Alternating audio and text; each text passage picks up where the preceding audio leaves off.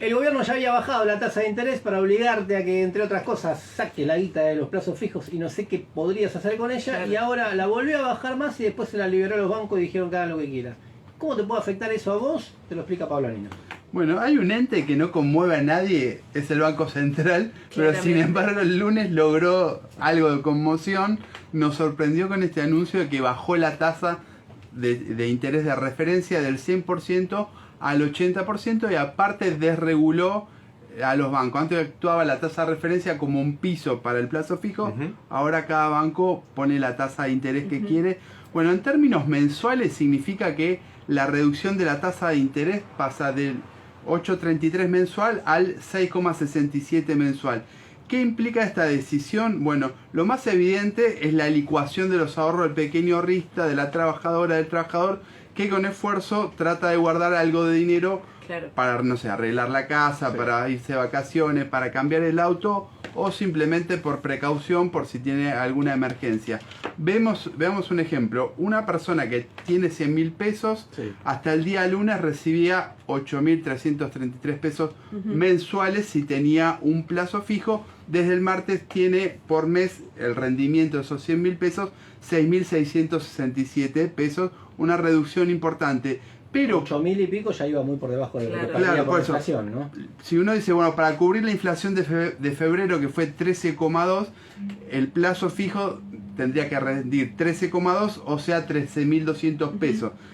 Los 8.300 de antes y los 6.600 de ahora están muy por debajo. De hecho, los 6.600 están debajo, están en la mitad de lo que se necesita que rinda un plazo fijo, solamente para cubrir el efecto de la inflación de febrero, que bueno, después de la de marzo se puede acelerar como todo el mundo está previendo. Sí, de hecho, si antes mucha gente lo usa, sobre todo también los rendimientos de las billeteras digitales, lo usabas a lo mejor ese pucho para pagar, por ejemplo, te pagas un servicio, pagas el agua, bueno, ya con lo que está bajando y con lo que suben los servicios, no está sonado. Nada. Bueno, como esto no ocurre, justamente el que ahorra en un plazo fijo tradicional pierde poder de compra. Pierde unos 6.533 pesos en este ejemplo de pérdida mensual. Pero esta pérdida, en el caso de que el banco efectivamente, esta pérdida ocurre en el caso de que el banco efectivamente ofrezca el 80% de tasa de interés o ese 6,33 mensual, pero no está ocurriendo. Como se desreguló, los bancos, la mayoría están ofreciendo menos, están ofreciendo el 70%, por la cual la licuación de los ahorros es terrible. Pero si ofrecen menos, ¿no atraen menos? Sí, el asunto es que alternativas hay. Digo, menos ahorristas que vayan y le pongan la plata, ¿no? O sea, como que sí, la lógica sería que le pongan un poco más para... El asunto es que alternativa tiene un pequeño ahorrista. Las alternativas son el dólar, que está planchado como forma de ahorro.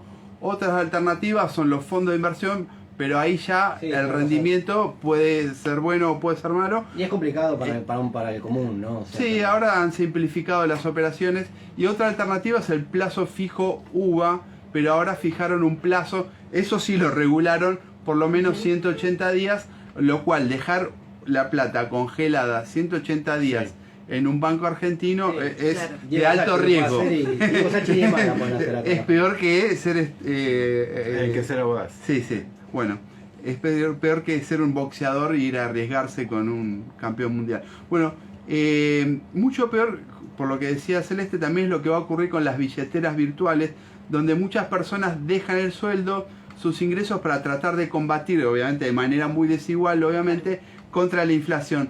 ¿Qué pasa? Las billeteras virtuales, al no requerir la inmovilización del dinero por un periodo determinado, por un mes por lo menos, como ocurre con los plazos fijos, ofrecen menos tasa de interés que los bancos. Y de hecho, las billeteras virtuales hacen plazo fijo en los bancos, digamos, por eso pagan menos.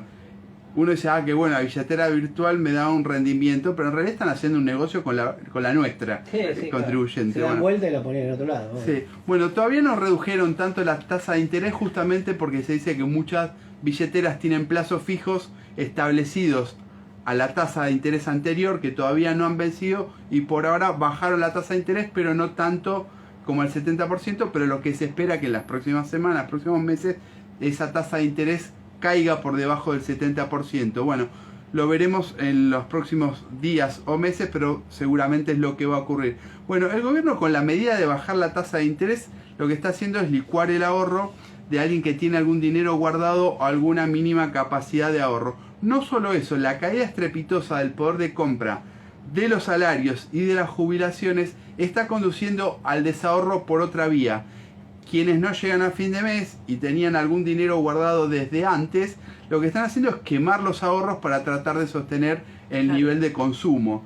Bueno, incluso no hay datos porque se trata de un mercado informal, pero la caída del dólar blue que se estableció ahora en alrededor de 1.000 pesos, la mayoría de los analistas la explican en gran medida, en gran parte porque los pequeños ahorristas están vendiendo los dólares que tenían, como se llama en Argentina, abajo del colchón, ¿no? Es decir que el pequeño ahorrista que está desahorrando, que está perdiendo lo que tanto le costó juntar, está financiando el dólar barato, el dólar blue barato en estos primeros meses del gobierno de Javier Milei.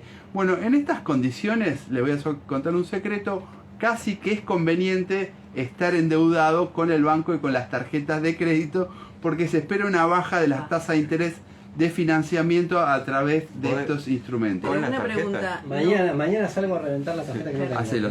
No, pero una pregunta. ¿No habían liberado, o sea, no habían desregulado esto de que los bancos, o sea, ya no tienen más un límite para cobrarte la tasa de interés con lo que te endeudas? Sí, pero como les va a bajar el costo de financiamiento, digamos, al banco, también probablemente ofrezcan tasas de interés más baratas. De vuelta, todo está por verse, pero es probable que esto ocurra. Y crédito, ¿no? No es que los bancos pierden, los bancos ganan por la diferencia entre la tasa de interés que cobran y la que pagan. Pero bueno, no se ilusionen, es solo una circunstancia muy eventual que estar endeudado frente a una inflación que está en el 260% interanual. Si el banco le ofrece refinanciar la tarjeta de interés, la tarjeta de crédito a un 110, 120, a un 80, a un 70, depende. Hoy las tasas de interés que cobran los bancos están en el 120% más o menos para las tarjetas de crédito. Cuando le agregan el costo financiero, eso es escala, pero puede reducirse y capaz quedar un poco debajo de la inflación. Pero bueno, no se ilusionen con esa salida ilusoria, la redundancia, porque el gobierno en realidad lo que está persiguiendo son otros objetivos con la reducción de la tasa de interés.